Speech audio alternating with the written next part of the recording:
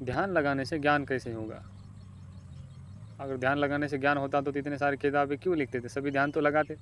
आप पढ़ते हो तो आपका मन आपको पढ़ने से रोकता है, कहीं इधर जाना जाना चाहता है, कभी उधर जाना चाहता है, कभी नींद आने लगता है, कभी नहीं जो बातें वो याद दिलाता है, उस बातों में आपको उलझाए रखता है। तो फिर भी आप पढ़ाई के ऊपर ध्यान नहीं लगा सकते हो, क्योंकि आपको इधर उधर उलझाते रहता है।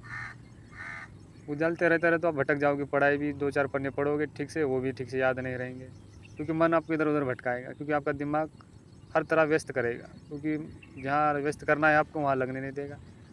तो आप ध्यान के माध्यम से अपने मन को एक जगह नियंत्रण करोगे, जिससे वो भटक के इधर उधर भागे नहीं।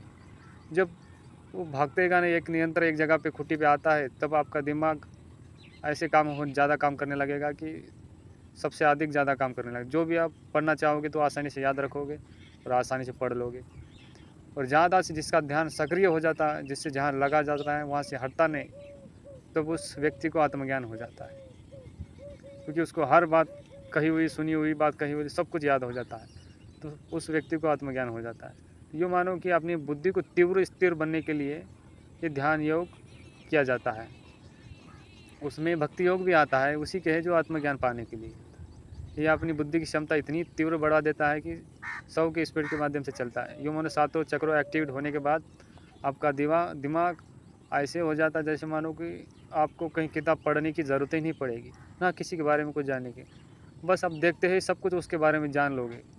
पेड़ के बारे में हो, चाहे किताब के बारे में हो, चाहे किसी मनुष्य के बारे में हो, या परमात्मा के बारे में भी आप जान लोगे, क्योंकि अनुभव करोगे परमात्मा के बारे में।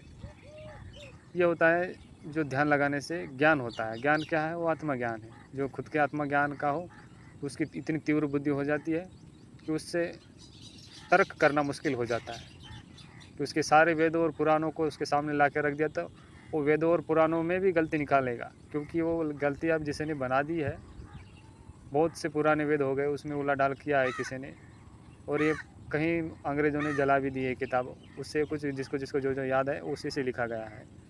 वो ऐसा आदमी उसी में भी गलतियाँ निकालता है, क्योंकि सही तरह नहीं ये कहता है। सुनने के लिए धन्यवाद।